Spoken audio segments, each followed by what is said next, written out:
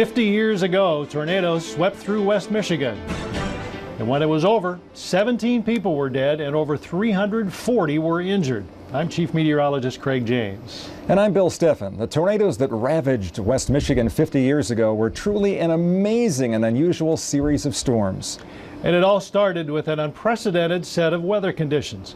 And with information provided by the National Weather Service and using Storm Team 8's computer modeling software, we've recreated the conditions on April 3rd, 1956. To begin with, unseasonably warm temperatures made the spring day feel like midsummer. By 4 o'clock in the afternoon, the thermometer reached the upper 70s, a full 26 degrees above average.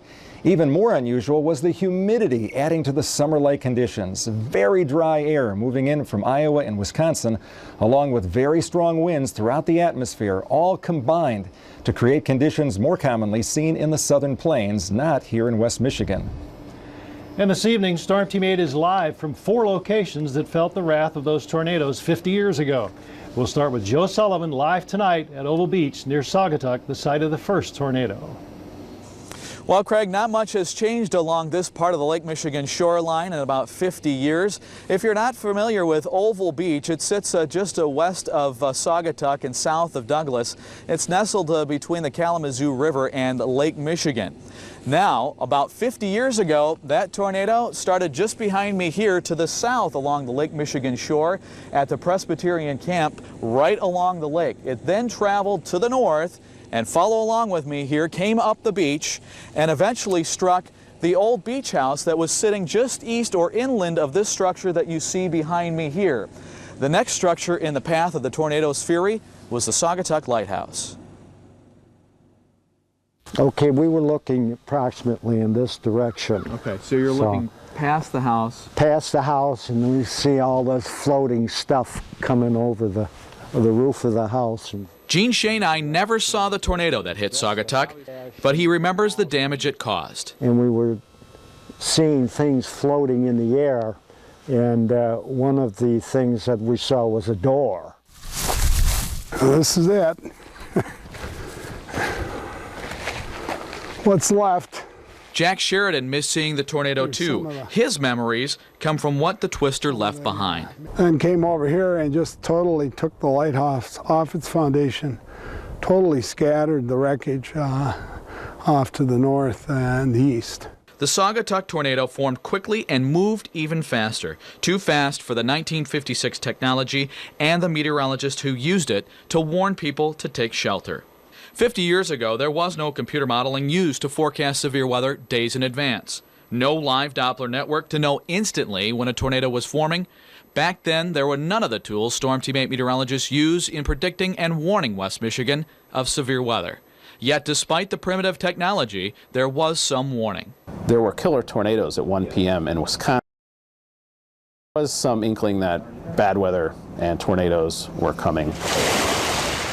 That bad weather would race across the lake, form a funnel south of Oval Beach, destroy a beach house, and then target the Saugatuck Lighthouse. And there were a lot of pieces around, but nothing really recognizable as the old lighthouse. No one witnessed the destruction, but local historian Jack Sheridan says the story is in the sand for anyone to read. There's no doubt what this is. This is a cast iron piling.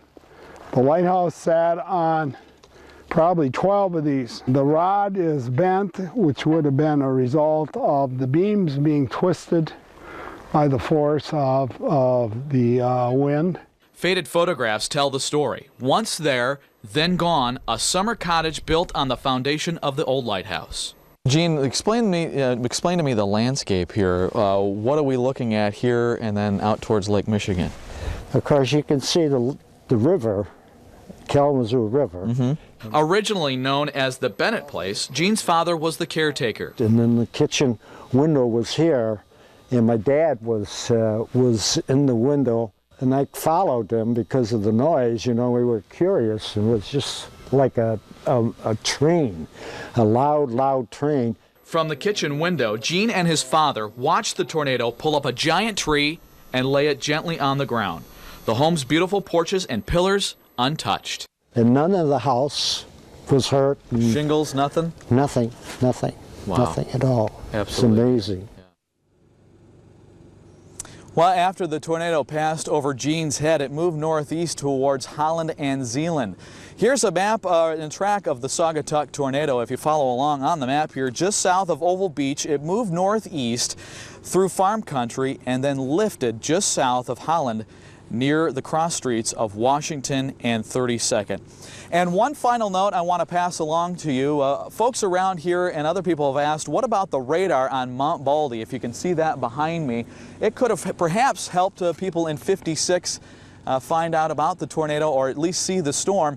But Craig, local historians tell us that emplacement wasn't put in until about 1957, or 1 year after the tornado struck here in Saugatuck.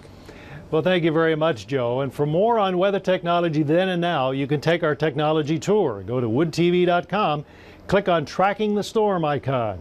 Then take a virtual tour of the Storm Team 8 Forecast Center. You'll learn more about how we predict and warn West Michigan when severe weather threatens.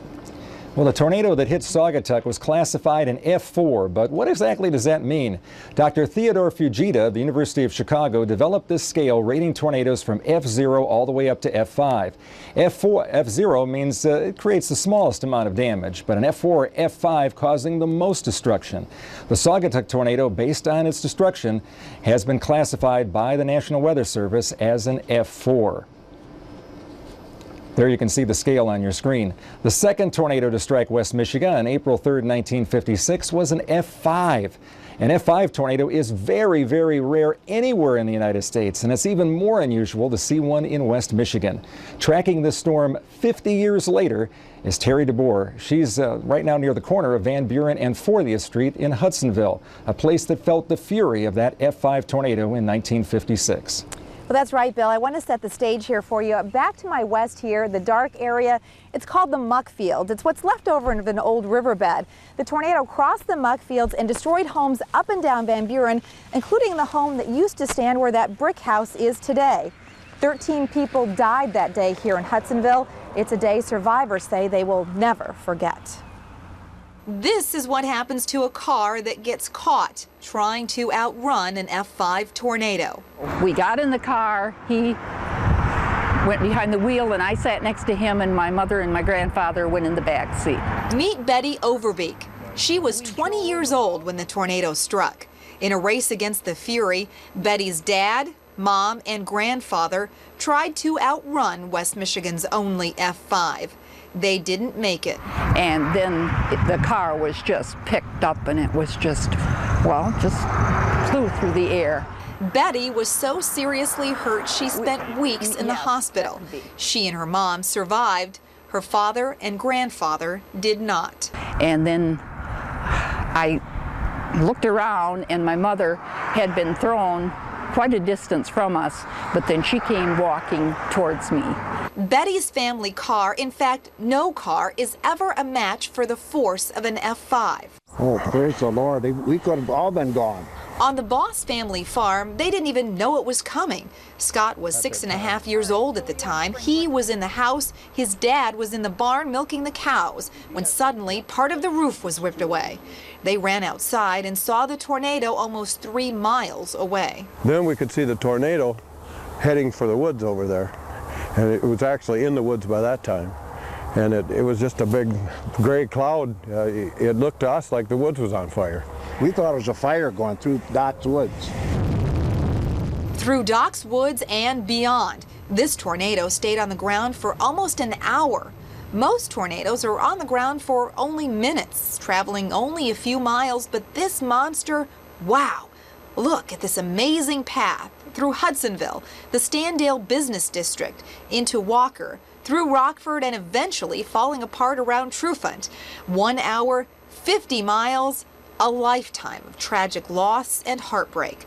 Horrible memories those who survived would never forget. I've often questioned why our lives were saved, why I wasn't killed, why my mother wasn't killed, but felt that God had a purpose why we should still be living, that my dad and grandpa died, but we were spared.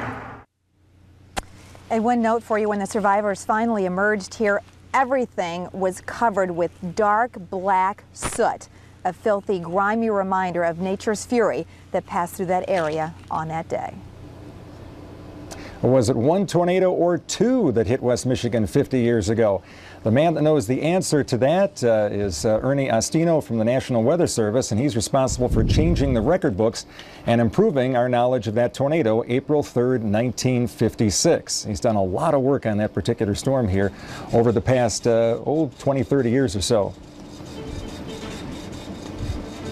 Meteorologist Ginger Z live in Standale, the next spot ravaged by the 56 tornadoes. We'll have a story of a survivor and tell you how far we've come in the world of warning the public before severe weather happens. All of that when Tracking the Storm 50 years later returns.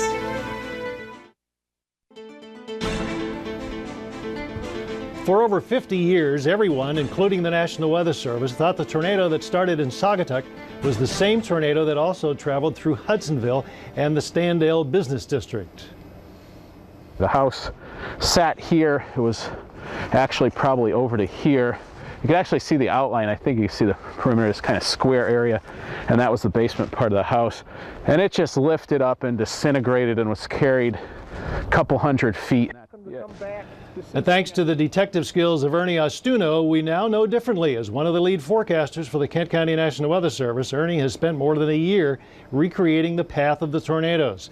Eyewitness accounts, old photographs, and lots of footwork led Ernie to conclude that it was two separate tornadoes that struck West Michigan. Well, after ripping through Hudsonville, word traveled faster than the tornado itself. Standale was in the path. Now, no sirens were sounded, but many could see the funnel coming. Storm teammates Ginger Z is live at Kinney and Lake Michigan Drive, the epicenter of the damage done in the Standale area by the storm of 1956.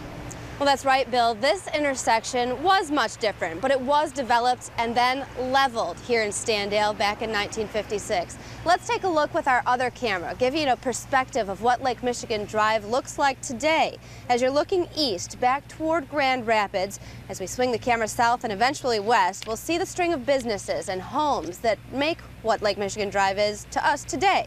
Now, this land originally was owned by the man Standale is named after, Howard Stanton. He developed the area, starting with the corner here at Lake Michigan Drive in Kinney. He owned a grocery store, general store, and home right here at this intersection in 1956, right where we're standing. We caught up with Mr. Stanton's granddaughter. She was in the basement of her grandfather's store just over here when that tornado hit and ripped apart all of their lives.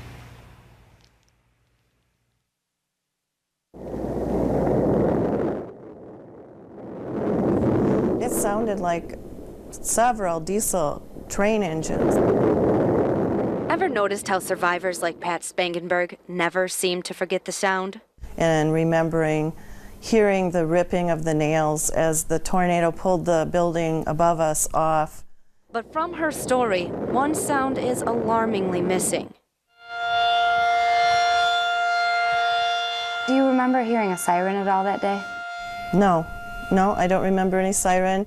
Pat was 7, heard no siren, but a different type of warning that day. Frank Slaymaker, the weatherman at that time, came on and told us there was a tornado, and my parents looked out the window and saw the funnel cloud coming at us.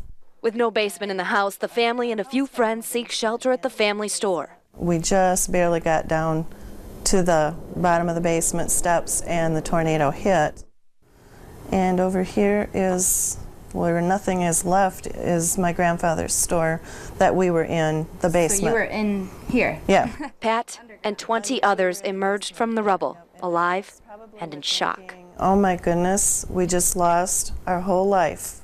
Now, there were sirens in Grand Rapids back then, so why weren't they sounded? This would represent a large majority of the sirens that were put in starting probably in the late 50s through the 70s. This is called a thunderbolt.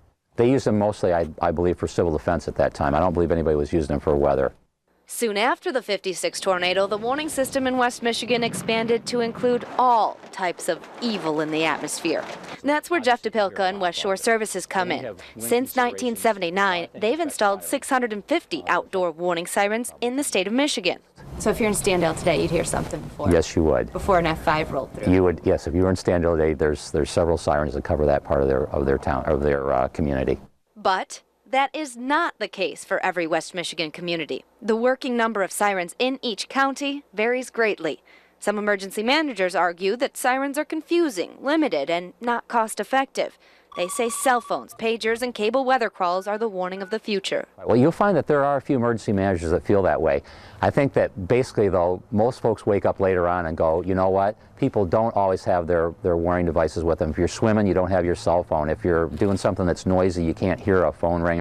Community wiped out. Fast-growing. But for those like Pat Spangenberg, who have lived through a storm like the Monster of 56, the value of any warning, any sound other than that of terror, will likely never be taken for granted. Get pretty nervous when there's weather warnings out. When it goes off, you got to pay attention to it because it's going off for a reason.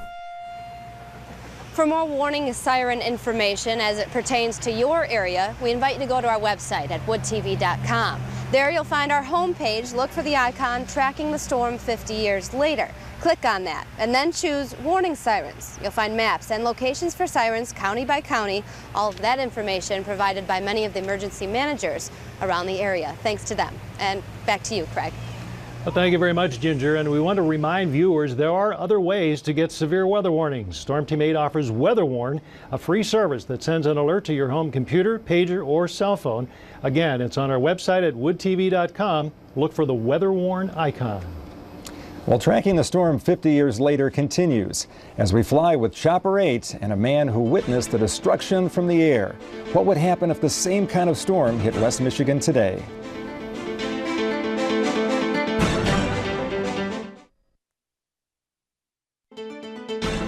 We've told you about two separate West Michigan tornadoes in 1956, the one in Saugatuck and the other referred to as the Hudsonville Standale tornado. But did you know there were a total of 4 tornadoes that roared through Michigan on April 3rd, 1956? Early in the day, a tornado was spotted near Manistee. That tornado killed 2 people as it swept past Thompsonville to just south of Traverse City. Then, around 7:30 p.m., an F3 tornado was sighted near Bangor in Van Buren County. It moved northeast through Allegan County into Kent County before lifting near Lowell. The F5 tornado that struck the district of Standale was still on the move, and if it veered south, it could have hit downtown Grand Rapids. But the tornado turned north, which is where we find Storm Team 8 meteorologist Matt Kirkwood live on Alpine Avenue near 4 Mile. Matt? 50 years ago, Craig, not that far behind me, a family of 6 anxiously watched the sky and listened to the radio to see if the F5 tornado was going to hit their neighborhood next. At the time of the tornado, this house was about half this wide, and it was L-shaped. Willie Postma survived the 56 tornado. We could easily see the thing coming across the river. You could see it, big black funnel cloud. So too former radio announcer Bruce Grant. 2 survivors they've never met, yet one credits the other with saving her life. The announcers on radio started saying, "There's a storm coming tonight, there's a storm coming." Willie and her husband were worried. If the tornado was headed toward Walker, they needed time to get their 4 sons to safety. We were listening to Bruce Grant. By 7 p.m., with the tornado heading towards Grand Rapids, a young Bruce Grant was warning West Michigan not from the safety of the studio, but from the top of the tallest building in Grand Rapids. And I knew that people were being injured and dying. And I thought, well, what can you do? You try to maintain your calm and tell people what to do, and that's what I did. And all of a sudden, Bruce Grant said, it's turned, it's heading north. Everybody on the north side of Grand Rapids take immediate cover. Willie and her family did just that. Minutes after Bruce's warning, huddled in the corner of their basement, the tornado struck. And it was just a terrible, terrible noise, just a roar. And it hit, and we were in daylight. There was nothing over our heads. We were right outdoors. And if Bruce Grant had left that speaker and hadn't kept announcing, we just wouldn't have taken cover like we did. I've waited 50 years to meet you. Well, I'm glad you're still here. Well, I'm glad you're still here. 50 years later, Storm Team 8 brought the 2 survivors together, one thanking the other for a job well done. I can't begin to tell you how much this means to me. Well, I'm glad. It's been a long time. We've wanted for years to tell you thank you. You saved our lives that day. And interesting to note, the April 3rd, 1956 tornado was one of 2 F5 tornadoes to ever hit Michigan. The other one was the Flint Beecher tornado, and that was the last one to kill over 100 people. Craig? Well, thank you, Matt. And when these tornadoes here in West Michigan were all over, 17 people were dead and more than $1 million in damage was caused by West Michigan's only F5 tornado. But what would happen if the same kind of storm followed the same path today? Homes destroyed and cars and everything laying around, and oh yeah, extensive trees down, and no, it was a real sharp path. Of course, we didn't have all these homes here then, so. Now, Bill Chasson worked for the National Weather Service and 50 years ago flew the path of the tornado from Hudsonville to Standale. Storm Team 8 did some digging and came up with some numbers representing populations then and now. In 1956, there were just over 8,000 people living in the Hudsonville and Georgetown areas. No surprise, the number of people living in the same area has grown throughout the years. Estimations today are over 52,000 people. When we return, what every home should have in case of emergency weather or otherwise, as Tracking the Storm 50 years later continues. Well, what should you have on hand in case of an emergency? For that, we go back to Storm Team 8's Ginger Z. Well, there are a couple of things you need and things that are intuitive, but people just don't have in their homes. You don't think it'll happen. Well, it could. You want to have food that makes sense, of course. You've got the anything that canned or non-perishable, stuff that would make a meal. I looked around in my house, it's kind of embarrassing. I really wouldn't be nourished by much of this, so have a better meal. Also, know a weather radio, extremely important. A battery-operated radio, along with, of course, extra batteries, because you want it to work throughout the emergency, and of course, plenty of that bottled water. All of those are very important things, along with a plan for you and your family or your place of business, maybe even the random places like the gym. Just know where to go and know what will happen in the time of emergency. Well, thanks, Ginger. And the city of Hudsonville and the National Weather Service are working to promote severe weather safety by commemorating the 1956 tornado. On April 3rd, this plaque listing the 17 people who died 50 years ago will be dedicated. The event starts at 5:30 at the Hudsonville High School. All survivors and their immediate family are invited to attend. Now, for more information on the commemoration, along with more information on the 56 tornado, please visit our website at woodtv.com. And thank you very much for joining us this evening.